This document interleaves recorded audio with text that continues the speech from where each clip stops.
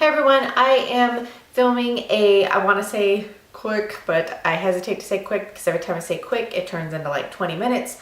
But my Mommy Monday video was supposed to be, I wanted to show you my baby bump book that I made through pregnancy, and then I wanted to kind of like touch a little bit on, explain a couple of things before I did my birth story, just to kind of explain a few things that would tie into my birth story, and that ended up making the video like 25 minutes long. So I decided to split the video. So I'm just showing you the baby book, but I had to like kind of edit out things, so the editing looks a little bit weird, and I didn't want to just like throw that video out there. So I'm just doing an intro to be like, hey, here's the video. So the video that I'm uploading that you'll have seen before you see this video, probably depending on what you click on, who even knows, there'll be a baby bump video.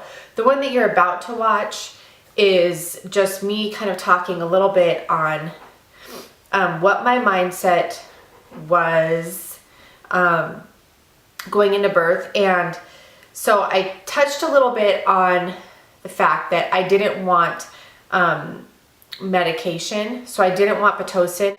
So in the video, I talk about Pitocin and epidural and how I didn't want it.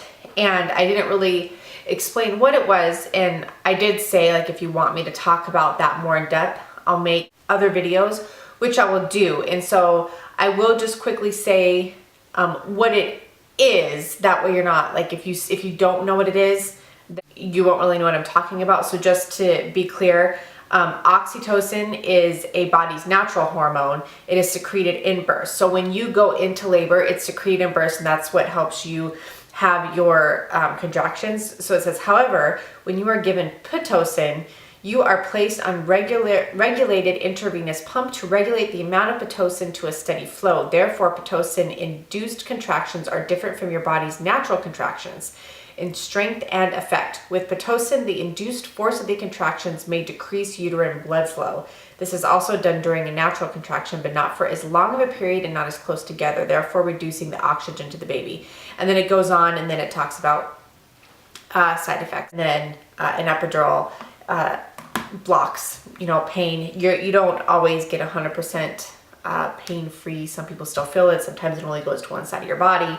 But anyways, I talk about that, and I haven't completely edited the video, so I might cut out a little bit of it because it just, and yes, like, I am more than happy and willing to talk about how I feel about certain things, but it just, the video kind of went in a direction that I hadn't intended for it to, so it almost, like, I'm all over the place, and that's just kind of how I am anyways. And I just wish that I could sit down and have like individual conversations with people, but when you're just kind of like talking and you have so many thoughts that you want to say, I almost feel like I have to get it all out there in one conversation versus like each individual conversation, because when I break it down, I know that there might be questions. So then I want to address them all in one spot versus just saying a statement and knowing that it just doesn't end there. It's not like, it's not cut and dry. So if I just say this one thing, I know that there's so many other things that go on top of that, and I want to say them all right now.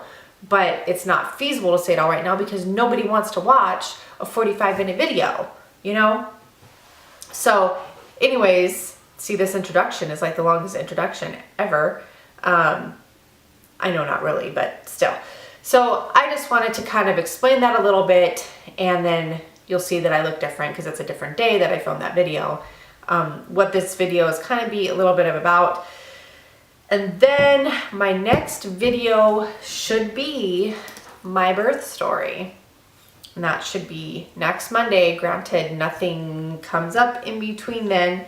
And I don't know if that will be split up into two. It depends on how long that is. And then if it does get really long, I might split it into two and then just post it on the same day. But it'll just be split into two just for time-wise, because I don't know how long I can post a video on YouTube. I know I've posted up to 20 minutes. I don't know if I can go past 20 minutes or not. But I already said that I can't really condense that whole thing. Somewhere in this time frame, I will cut into the video. Talk to you soon. Bye. I'm more of a like natural birth person. I don't know that I am comfortable for me personally giving birth at home, but I've known people that have given birth at home. But I am more of I wanted to give birth in a hospital, but I didn't want to have medication. So I knew that I did not want to be induced, and I did not want to have an epidural, and I definitely did not want to have a C-section. And when you listen to my birth story, everything went wrong.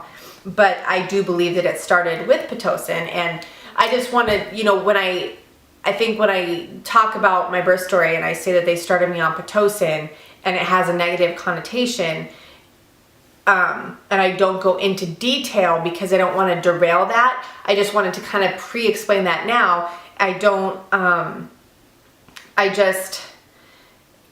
They give you, Pitocin is,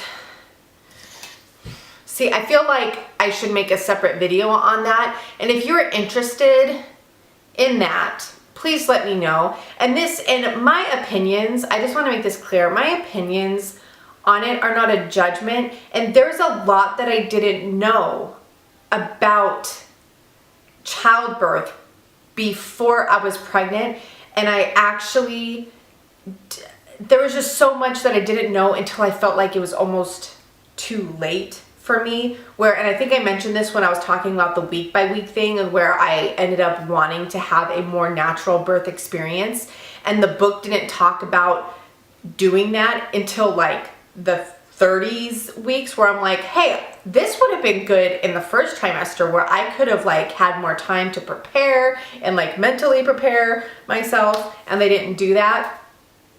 And but I personally saw one of my really good friends give birth, and it's just not good to have doctors manipulating your body. Like, she went into labor, but then they gave her Pitocin they wanted her to be progressing faster, but then she started progressing too fast, and the doctor's like, well, I'm too busy, I'm like delivering this baby, so back her off. So they pulled her off, so they slowed down her labor, and then the doctors, well, no, like, well, now I'm free, so I wanted to have the baby. So then they gave her more medication, so they pushed her to have the baby faster, and that's not how nature works. All right, your body will let you have the baby when you're supposed to have the baby. That is like why our bodies do what they are supposed to do. Our bodies are made to have babies, and there are circumstances where I am grateful that there are people there to help us medically, and I am grateful that we have come to a point where C-sections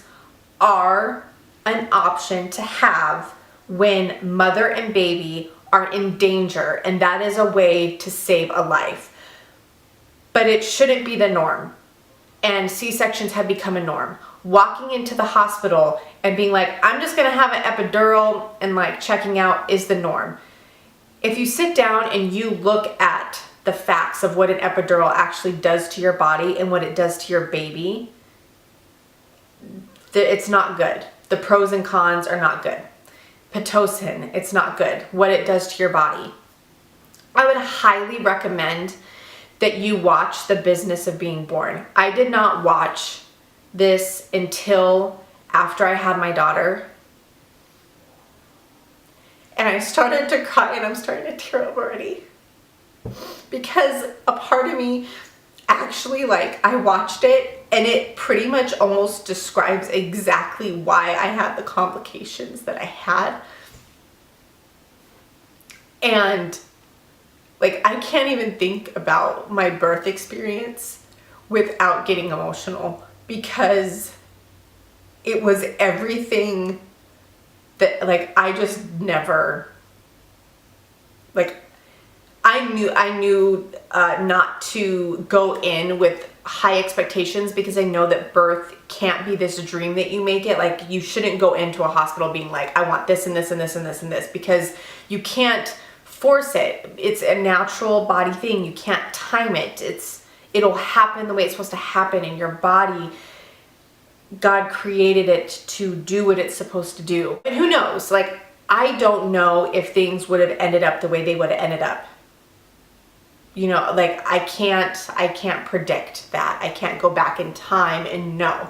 But I know that when I watched this documentary, I was just like, that happened, that happened, that happened, that happened. All in the sequences, and it all started when they hooked me up to an IV and gave me Pitocin. And anyways, like, I highly encourage you to watch this documentary. Pregnant, not pregnant, it is so good. It is so good. And now there is a new it was so well received. And Ricky Lake was a big person in this. Did I bring my phone in here? Ricky Lake and, oh my gosh, what's her name? Oh my gosh. I'll put her name in the down bar or like in this space here. She's a producer, but they did this movie. And if you don't know who Ricky Lake is, you're probably a lot younger than I am, but I grew up watching her, and this movie just, like, it blew my mind. There's a lot of celebrities that are all about natural birth. So I am so glad that, because as much as I don't want people to like jump on like a celebrity train, because a lot of them are materialistic. I am so glad, because they do have a voice, that they are speaking out about this and being like, hey, like, it is okay to not do these things. Like, it is okay to be a human and to embrace being human. And so anyways, you know, and not just like checking yourself in for a C-section with a tummy tuck and anyways. So they did another documentary. It's called More Business to Being Born, which is 4 parts, and they go in more in depth. So they talk about VBACs, which is a vaginal birth after a C-section, which totally speaks to me.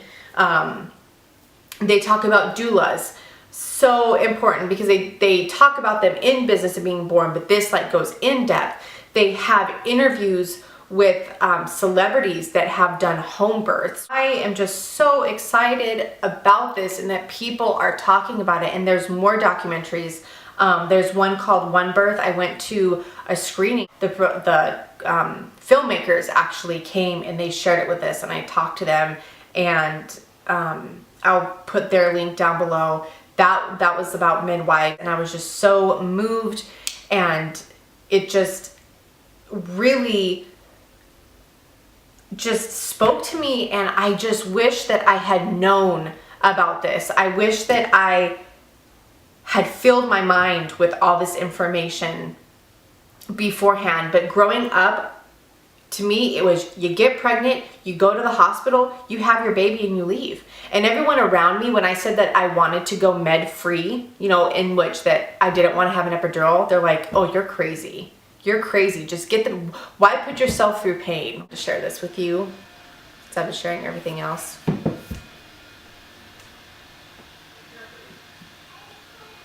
Hear that? It's the vacuum. Winnie is vacuuming. And you think that that would be pretty awesome, except I'm pretty sure that it's going to be messier out there than when I came. She helps, and